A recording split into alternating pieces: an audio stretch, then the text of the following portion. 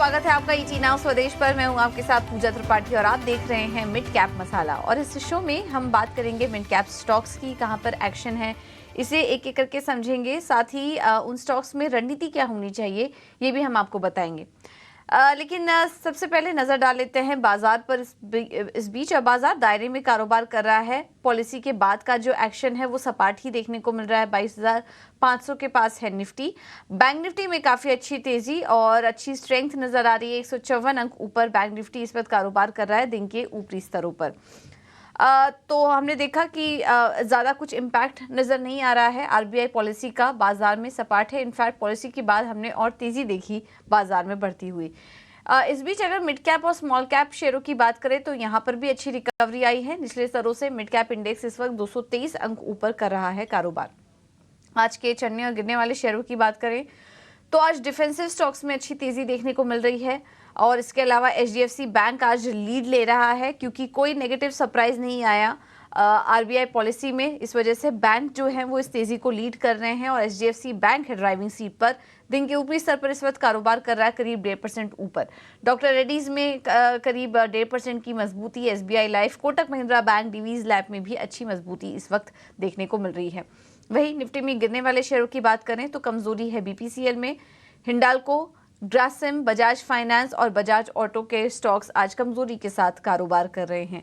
Advance decline ratio अगर देखेंगे तो वो भी पॉजिटिव ही है और ज्यादातर स्टॉक्स आज हरे निशान में ही कारोबार कर रहे हैं। करीब 1390 स्टॉक्स ऐसे हैं जो कि हरे निशान में ट्रेड कर रहे हैं। तो इस वक्त का मार्केट अगर सेटअप देखेंगे तो ओवरऑल पॉजिटिव नजर आ रहा है पॉलिसी के बाद का। अब एक बार नजर डाल लेते हैं मिड कैप में उन स्टॉक्स पर जहां पर की मेगा एक्शन इस वक्त देखने को मिल रहा है।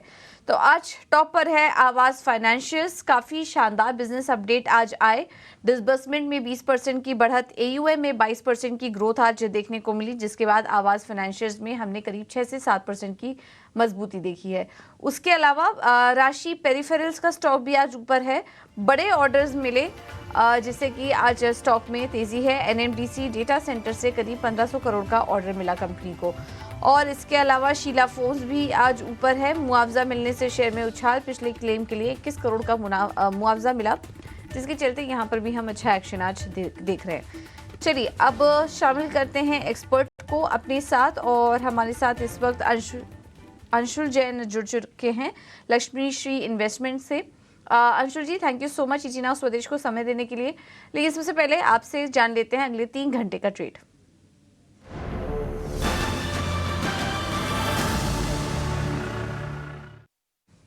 अंशुल जी बताइए, इस वक्त क्या लग रहा है आपको निफ्टी और बैंक निफ्टी में? हमने देखा ग्लोबल क्यूज तो कमजोर थे लेकिन उसका असर बाजार पर ज्यादा नहीं पड़ रहा है और अब निफ्टी 22,500 के ऊपर निकलने की कोशिश कर रहा है। बैंक निफ्टी में तो स्ट्रेंथ है ही। यहाँ से चाल कैसी रह सकती है बाजार की? नमस्कार पूजा जी, नमस्कार आपके सभी दर्शकों को। देखिए पूजा जी, हमने मॉर्निंग में भी डिस्कस किया था कि यहाँ पे कल भी डिस्कस किया था और परसों भी कि 22,550 मेजर रेजिस्टेंस का काम कर रहा है। और कल जैसे मॉर्निंग में डिम्पी जी ने कहा था कि इस रेजिस्टेंस को पार करने के लिए फ्यूल चाहिए। और अगर आप ब्रेडशीट पे देखें या ब्रेथ इंडिकेटर्स पे देखें तो वो फ्यूल अभी भी मिसिंग है। अगर डेटा पे आए ब्रेथ इंडिकेटर के तो लगभग 800 स्टॉक ऐसे हैं, 794 स्टॉक्स ऐसे हैं जो 5 डेज रैली कर चुके हैं। जनरली मार्केट में 3 to 5 डेज की मूव होती है। 25% स्टॉक ऐसे हैं जिनकी डेली आरएसआई ओवरबॉट है। तो इतनी ओवरबॉट कंडीशंस में पहले तो ब्रेकआउट आना मुश्किल है और ब्रेकआउट आ भी जाता है तो फिर वो ब्रेकआउट सस्टेन होना भी उतना ही मुश्किल है। तो यहाँ से ना सिर्फ आज का बल्कि मैं ट्यूसडे तक का व्यू यही लेके चल रहा हूँ कि मार्केट साइडवेज कंसोलिडेशन मोड में रहेगा। ब्रॉडली अगर रेंज देखें निफ्टी की तो 22,550 ऊपरी स्तर पे रेजिस्टेंस फेस कर रहा है। लोअर एंड पे जब जब 22,400 आ रहा है तो वहां से फ्रेश बाइंग देखने के लिए मिल रही है। तो इसी रेंज के अंदर मार्केट ट्रेड करता हुआ दिखेगा। डिप्स में अगर 22,400 मिलता है तो लॉन्ग करके 22,550 के पास बेच लेना चाहिए। और 22,550 के पास में शॉर्ट थोड़ा सा अवॉइड करके चलूंगा क्योंकि ब्रेकआउट की पॉसिबिलिटी है। यहाँ से 2 ही ट्रेड बनना है। डिप्स पे 22,400 मिलता है तो लॉन्ग कीजिए, या फिर ब्रेकआउट मिलता है 22,550 के ऊपर तो लॉन्ग कीजिए। दोनों केस में हमारा टारगेट 22,700 750 का आ रहा है। लेकिन ब्रेकआउट अगर 1-2 दिन और कंसोलिडेट करके आता है तो काफी कॉन्फिडेंस होगा ब्रेकआउट का। टारगेट वही रहेंगे 22,700 22,750। तो ऊपर की तरफ अब जो नए टारगेट्स नजर आ रहे हैं वो है 22,700 से 22,750 का, और दोनों की तरफ के टारगेट्स आपको बता दिए हैं। बाय ऑन डिप्स का मार्केट बन रहा है, कंसोलिडेशन आगे और कंटिन्यू हुआ तो फिर और कॉन्फिडेंस बनता हुआ नजर आएगा निफ्टी में। बैंक निफ्टी में तो स्ट्रेंथ नजर आ ही रही है। अब आगे बढ़ते हैं और फोकस करेंगे मिड कैप स्टॉक्स पर। हमने आपको शो की शुरुआत में जैसे कि कुछ स्टॉक्स हाईलाइट भी किए। इसमें आज हम देख रहे हैं कि आवास फाइनेंशियल्स का स्टॉक काफ़ी मजबूती के साथ कारोबार कर रहा है, और इस वक्त देखें तो करीब 5-8% ऊपर अब ये स्टॉक आ चुका है, 1573 के पास कारोबार कर रहा है। आवास फाइनेंशियल्स में अब अगले टारगेट्स आप अंशुल क्या देख रहे हैं? देखिए, आवास फाइनेंशियल में एक अच्छा चार्ट पैटर्न बहुत बेहतरीन है। यहाँ पे अगर देखें मंथली चार्ट पे ऑलमोस्ट एक डबल बॉटम का पैटर्न बना है।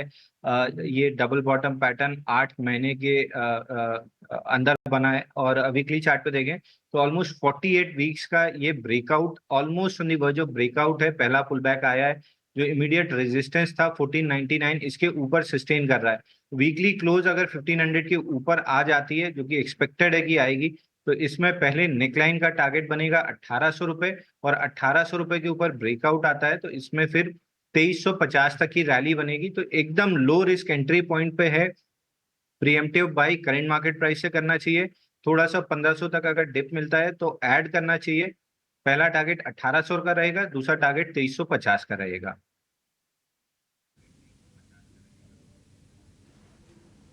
ठीक है। तो ये है आवास फाइनेंशियल्स पर आप क्लियर आए। लेकिन मिड कैप में और कहां पर एक्शन देखने को मिल रहा है, खबरों के चलते बजिंग स्टॉक्स कौन से हैं, इस पर पूरा अपडेट लेकर हमारे साथ अंश मौजूद हैं। अंश, गुड आफ्टरनून, बताइए।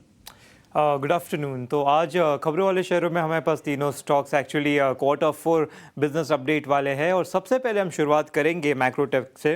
और यहाँ हम देख रहे हैं कि इनकी जो कलेक्शन है वो 20% से बढ़कर 3,510 करोड़ का रिपोर्ट किया गया है।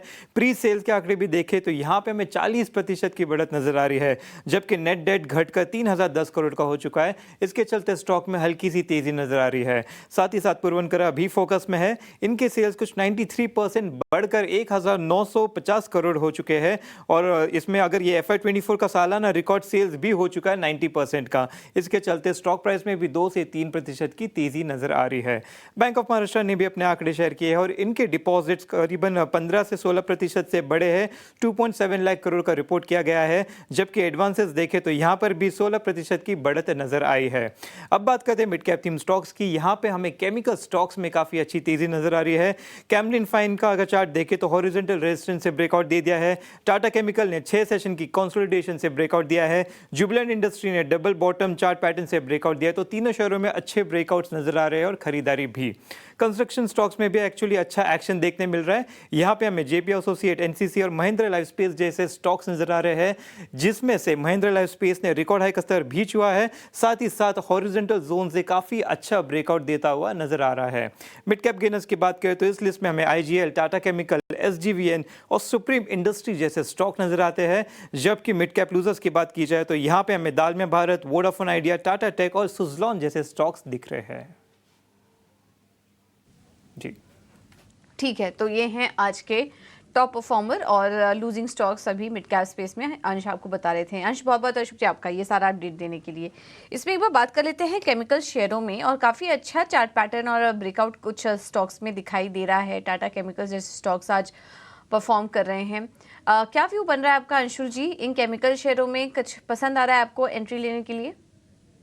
देखिए, टाटा केमिकल्स का चार्ट पैटर्न बहुत बेहतरीन चार्ट पैटर्न है। मंथली चार्ट पे देखें तो यहाँ पे 29 मंथ्स का बेस ब्रेकआउट बना था, लेकिन टाटा सन्स का आईपीओ की जो न्यूज आई थी उसकी वजह से टाटा शेयर्स में जो बिकवाली आई थी, मंथली चार्ट पे टाटा केमिकल में उसकी भी बिकवाली थी, और बिल्कुल बेस ब्रेकआउट पे आके मंथ क्लोज किया था। तो इसने अपनी स्ट्रेंथ प्रूव की थी, मार्केट के अगेंस्ट अल्फा जनरेट कर रहा है, और पूरे करेक्शन को खत्म करके डेली चार्ट पे एक छोटा सा पिनेंट पैटर्न बनाया था। 5 इनसाइड बार थी, वहां से ब्रेकआउट आया है। करंट मार्केट प्राइस से लॉन्ग कर सकते हैं। इसमें फ्रेश ब्रेकआउट जो बनेगा 1142 के ऊपर बनेगा। जैसे 1142 के ऊपर सस्टेन करता है, स्टॉक में मोमेंटम बनना स्टार्ट होगा। पहला टारगेट 1216 का रहेगा, उसके ऊपर जो ऑल टाइम हाई बना है 1349 ये टारगेट रहेगा, और अगर इस स्टॉक को 6 से 8 महीने दिवाली तक का समय दे सकते हैं तो लगभग 1500 साढ़े 1500 तक का टारगेट मिलेगा, क्योंकि 29 मंथ्स का बेस ब्रेकआउट बड़ा बेस ब्रेकआउट होता है। इसको टारगेट कंप्लीट करने में 6 से 8 महीना लगता है, जो कि 1500 से 1650 का है। तो अगर दिवाली तक का समय देते हैं तो 1500 तक का टारगेट आराम से मिलेगा। ओके, तो टाटा केमिकल्स के चार्ट स्ट्रक्चर अभी भी काफी अच्छा लग रहा है। दिवाली तक का समय देंगे तो 1500 तक के लेवल्स आ सकते हैं इस स्टॉक में। आगे बढ़ते रुक करते हैं हमारे अगले सेगमेंट का, ऑप्शंस के चैंपियन।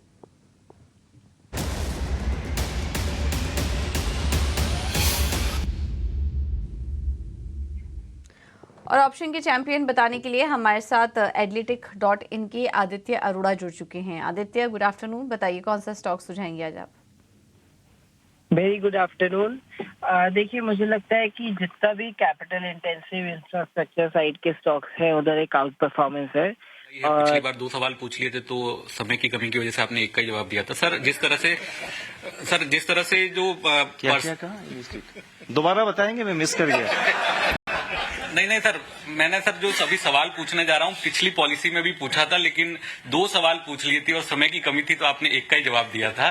तो वही सवाल वापस दोहरा रहा हूँ सर। पर्सनल लोन से जुड़ी हुई जो चिंता आरबीआई की थी, जिसमें रिस्क वेटेज भी बढ़ाया गया था, और उसके अलावा भी जो जिस तरह से लोन बांटे जाते हैं, हम में से सब इस बात से पीड़ित है कि हर दिन 3-4 कॉल आते हैं पर्सनल लोन के लिए। और बाकी लोन का भी आप देखो, अब तो खुल्लम खुल्ला बैंकें कह रही कि आप होम लोन का जो टॉपअप है वो ले लीजिए और उसके बाद उस पैसे का आप वेकेशन पे चले जाइए।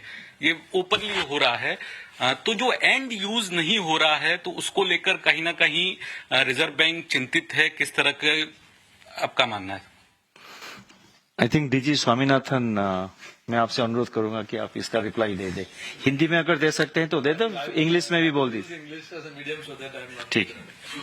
Misunderstood, so I think I would prefer to see, absolutely, credit growth is one part, and we keep watch on the segmental growth as well, and wherever the segments have shown an outlier growth, that we initiate certain measures to ensure that they are contained. But your question regarding the end use of funds is something which is part of our regulatory framework, that every regulated entity is expected to monitor the end use of funds and then finance only such of those activities for which the purpose is stated explicitly and it's not used for speculative purposes, etc. So this is something which we will examine as part of our supervisory steps, and in case we observe any egregious or outlier behavior, and we will take action in proportion to the violation that we observe. That's what I would like to say at this point in time. Thank you, sir. Thank you, sir. With your permission, last 2 questions, sir. Okay. Hamsini Karthik from the Hindu Business Line. तो ये थे ET now स्वदेश के संवाददाता अनुराग Shah, RBI governor से सवाल पूछते हुए होम लोन को लेकर जो गड़बड़ियां पाई जा रही हैं सिस्टम में पर्सनल लोन को लेकर, उस पर सवाल पूछा और गवर्नर की तरफ से और आरबीआई की तरफ से ये जवाब भी आया कि अगर ऐसा कुछ मामला सामने आता है तो वो उस पर कड़ा फैसला लेंगे, कड़ा रुख अपनाएंगे। ये उन्होंने जवाब दिया।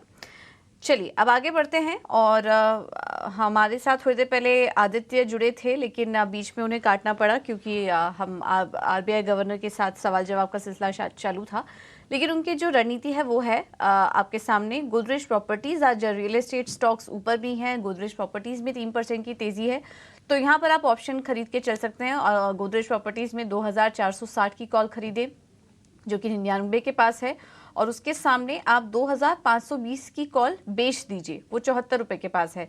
अब इस स्ट्रैटेजी में जो अधिकतम मुनाफा होगा उसमें 15,790 रुपए के आसपास का मुनाफा आपको हो सकता है, नुकसान 12,000 के आसपास का होगा। तो यह है रणनीति गोदरेज प्रॉपर्टीज में आपके लिए। और इसी के साथ ही साथ एक डिस्क्लोजर भी आपके लिए चला देते हैं सेबी का कि अगर आप ऑप्शन में ट्रेड कर रहे हैं तो संभल के ट्रेड कीजिए, क्योंकि बाजार के उतार चढ़ाव में आपको नुकसान भी हो सकता है और औसतन 50,000 रुपए तक का नुकसान यहाँ पर होता है। ट्रेडर्स को, तो इसका ध्यान रखिए। कुछ और भी स्टॉक्स पर चर्चा कर लेते हैं और आज रियल एस्टेट स्टॉक्स में भी काफ़ी अच्छा एक्शन देखने को मिल रहा है और एक के बाद एक जो बिजनेस अपडेट आ रहे हैं वो काफ़ी स्ट्रांग है, जिसके चलते हम यहाँ पर तेजी देख रहे हैं। आज थोड़ी देर पहले पूर्वांकरा के बारे में बता रहे थे, मैक्रोटेक डेवलपर्स के नंबर्स काफ़ी मजबूत आए हैं, उसके चलते वहाँ पर तेज़ी है। इसके अलावा आज हम ओबरॉय रियल्टीज़, गोदरेज प्रॉपर्टीज़ में भी हमारे साथ आदित्य जुड़े थे जिन्होंने ऑप्शन की रणनीति भी सुझाई थी। तो ओवरऑल जो रियल्टी स्पेस है वो काफ़ी ज़्यादा बस कर रहा है। अंशुल जी, आपको क्या पसंद आ रहा है रियल एस्टेट में? देखिए पूजा जी, आप ही के शो पे मैंने 111 रुपए के around India bull real estate recommend किया था कि स्टॉक में बहुत तेजी दिख रही है। 133 रुपए आ गया है, वहां पे पहले प्रॉफिट बुकिंग कर सकते हैं और उसकी कैपिटल को कन्वर्ट पूर्वांकरा में करना चाहिए। पूर्वा में अगर देखें मंथली चार्ट पे बड़ा ब्रेकआउट आया है, वीकली चार्ट पे 2 इनसाइड बार की फॉर्मेशन थी और लास्ट वीक एक्सट्रीमली टाइट और कंसोलिडेटेड था, जहां से ओपन लो की फॉर्मेशन के साथ ब्रेकआउट आया है। करंट मार्केट प्राइस 240 पे स्टॉक को बाई करना चाहिए। 225 रुपए का क्लोजिंग बेसिस पे स्टॉप लॉस बनेगा। इमीडिएट एक रेजिस्टेंस आएगा जो हाईस बने थे, स्विंग हाई 267 का, लेकिन 267 निकलते से 295 तक का टारगेट रहेगा। तो इस स्टॉक को करंट मार्केट प्राइस से बाई कर सकते हैं। तो करंट मार्केट प्राइस से खरीदारी करने की 7% ऊपर है, लेकिन अभी भी अच्छा लग रहा है ये स्टॉक। मौजूदा स्तर पर एंट्री लेने के लिए आप खरीदारी करके चलिए पूर्वांकरा में। आज कुछ मिड कैप में गिरने वाले जो स्टॉक्स हैं उस पर भी एक बार बात कर लेते हैं और आज वोडाफोन आइडिया लगातार दूसरे दिन ऐसा है जब हम वहां पर वीकनेस देख रहे हैं। कल हमने आपको इसके तर्क भी दिए थे, तेजी के भी ट्रिगर्स बताए थे, मंदी के भी ट्रिगर्स बताए थे। तो स्टॉक काफ़ी ज़्यादा वॉलेटाइल रहता है। अब आज 13 रुपए के पास ये स्टॉक कारोबार कर रहा है, बीच में अच्छी तेजी भी स्टॉक में देखने को मिल रही थी। क्या करना चाहिए अंशुल जी वोडा आइडिया पर? देखिए वोडाफोन आइडिया में बहुत ज्यादा वीकनेस देखने के लिए मिल रही है स्टॉक में और उसका सबसे बड़ा कारण है कि यहाँ पे 26 महीने का एक कप पैटर्न का ब्रेकआउट आया था और दोनों महीने इसने सस्टेन करने की कोशिश की थी ब्रेकआउट पॉइंट के ऊपर जनवरी और फरवरी में, लेकिन क्लोजिंग जो है वो ऑलमोस्ट मंथ लोज पे आई है और अब फॉलो थ्रू मूव मिल रहा है। तो यहाँ पे लॉन्ग ट्रेडर्स ट्रैप्ड हैं। 17 रुपीज के ब्रेकआउट के ऊपर जिसने प्रीएम्प्टिव बाय किया था वो अभी ट्रैप्ड है और उनकी एग्जिट पूरी तरीके से नहीं हुई है। फ्लश होने में ये स्टॉक 11 रुपए, 11.25 रुपए नीचे तक आ सकता है।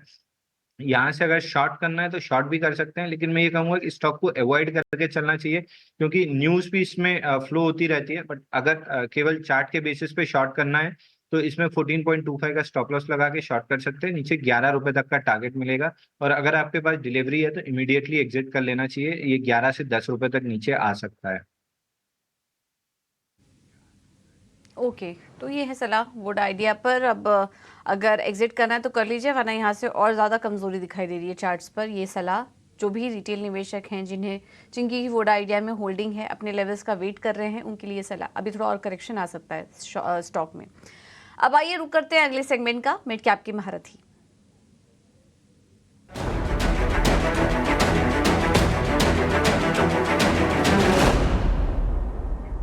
हमारे साथ जीओजी फाइनेंशियल से गौरांग शाह मौजूद हैं। गौरांग जी, थैंक यू सो मच समय देने के लिए। बताइए क्या पसंद आ रहा है आपको मिड कैप स्पेस से? धन्यवाद पूजा आपका और आप सभी को शुभ दिन हमारे तरफ से। तो बहुत ही सोच समझ और सूझ बूझ कर अगर आप मझौले या छोटे क्षेत्र में निवेश करते हैं कंपनियों में, तो समझदारी रखनी चाहिए आपको और बहुत ही चुनिंदा शेयर्स में और क्षेत्रों में निवेश करना चाहिए। इसी तर्क के आधार पर आज 2 विकल्प हमने ढूंढे हैं। पहला है मिड कैप कंपनी आईटी क्षेत्र की सायंत लिमिटेड।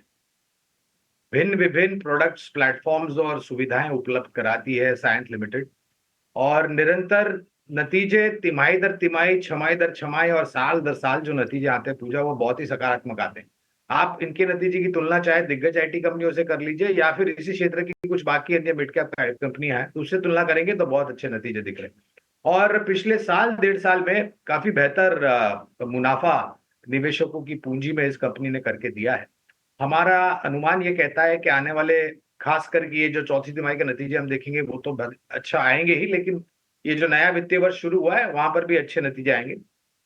लक्ष्यांक के रूप में अगर आप पूछें तो लंबी अवधि के लिए 2450 का लक्ष्यांक सायंत लिमिटेड पर हमने निर्धारित किया है और जिस स्तर पर यह कामकाज कर रहा है वहां से नीचे की तरफ के दायरे हमें काफी सीमित नजर आते हैं। दूसरा विकल्प है प्लास्टिक पाइप्स, ट्यूब्स और बाकी अन्य सामान बनाने वाली company Prince pipes and fittings. मौजूदा स्तर करीबन 600-620 के आसपास है प्रिंस पाइप्स एंड फिटिंग्स का। ये एक उभरती हुई कंपनी है पूजा, और अच्छा मार्केट शेयर है इनके पास। प्रोडक्ट ऑफरिंग जो है वो काफी बढ़िया है, और हर स्तर के प्रोडक्ट बनाते हैं ये, एंट्री लेवल, मिड और हाई एंड सेगमेंट में। और जिस प्रकार से रियल एस्टेट सेक्टर में सुधार हो रहा है, जिस तरीके से सिंचाई का काम ग्रामीण माध्यम भागों में हो रहा है भारत के, और जिस प्रकार से रिप्लेसमेंट डिमांड और न्यू ऑर्डर मार्केट है, हमें लग रहा है कि एक अच्छा विकल्प है। अगर किसी के पास लंबी अवधि की समय सीमा है तो करीबन बहुत ही साधारण से लक्ष्य हमने निर्धारित किए यहाँ पर 700 रुपए के, लेकिन हमें ये भी लग रहा है कि नतीजे इसके अगर और बेहतर आते हैं हमारे अनुमान से, तो इस लक्ष्यांक को हम ऊपर की तरफ लेके जाएंगे। तो ये दो विकल्प है। ठीक है। थैंक यू गौरांग जी, आपका समय देने के लिए अपना, और ये रणनीति सुझाने के लिए। तो प्रिंस पाइप्स अच्छा लग रहा है, और साइंट पर भी नज़र रखिए, लंबी अवधि के लिए टारगेट्स आपको बताए हैं। इसके अलावा टेक्निकल लिहाज से क्या अच्छा लग रहा है, ये समझ लेते हैं अंशुल जी से। अंशुल, बताइए आपके रडार पर कौन से मिड कैप स्टॉक्स आ रहे हैं? देखिए पूजा, ये mid cap small cap counter में थोड़ी सी तेजी दिख रही है। सिलेक्ट मिड कैप निफ्टी आज जो डिप थी वहां पे 10,775 का लेवल होल्ड किया है। तो यहाँ से हम मिड कैप स्मॉल कैप शेयरों में थोड़ी सी तेजी देख रहे हैं। तो दोनों में बाई कॉल दूंगा मिड कैप कैटेगरी से। पहला रहेगा एमएमपी। 22 महीने का या 97 वीक्स का बेस ब्रेकआउट था स्टॉक में 220 रुपए का, वहां से रैली लेके रीटेस्ट किया है स्टॉक करंट मार्च के महीने में, और अब फ्रेश ब्रेकआउट दे रहा है यहाँ पे 288 के ऊपर। तो इस स्टॉक को बाई करना चाहिए। 299 के अराउंड 299 का ब्रेकआउट लेता है तो फ्रेश बाइंग करनी चाहिए। 285 रुपीज का क्लोजिंग बेसिस पे स्टॉप लॉस रहेगा। 335 रुपए का टारगेट रहेगा, लेकिन अगर स्टॉक को 3 से 4 महीने का समय देते हैं तो 395 तक ये स्टॉक जा सकता है। दूसरा स्टॉक में बाई दूंगा सकूमा।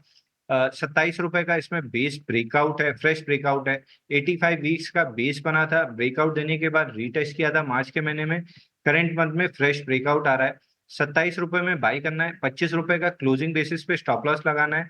32 रुपए का टारगेट इसलिए दे रहा हूँ क्योंकि मंथली चार्ट पे एक छोटा सा रेजिस्टेंस है 32 पे, तो प्रोबेबली हम यहाँ पे 1-2 हफ्ते कंसोलिडेट करेंगे, और 32 निकलने के बाद ये स्टॉक 45 रुपीज तक जा सकता है। तो ये दो मिड कैप में बाइंग रहेंगे मेरी तरफ से। ठीक है, तो ये दो मिड कैप स्टॉक्स हैं। सकूमा एक्सपोर्ट्स, मार्केट कैप अंशुल जी थोड़ा कम है इसका, 600 करोड़ के आसपास का है। तो जिनके पास है वो थोड़ा ध्यान रखें, और अपने स्टॉप लॉसेस का भी ध्यान रखें। इस शेयर में काफ़ी उतार चढ़ाव भी रहा है फिलहाल, लेकिन अगर आपको खरीदारी करनी है तो अपने स्टॉप लॉसेस का भी ध्यान रखिए। जो भी स्टॉक्स हम आपको मिड कैप स्पेस में सुझाते हैं, क्योंकि मिड कैप स्पेस में हम देखते हैं स्टॉक्स काफ़ी वॉलेटाइल होते हैं। ठीक है, अंशुल जी बहुत बहुत धन्यवाद आपका समय देने के लिए, रणनीति सुझाने के लिए, और गौरांग जी आपका भी बहुत बहुत शुक्रिया समय देने के लिए। फिलहाल मिड कैप मसाला में इतना ही।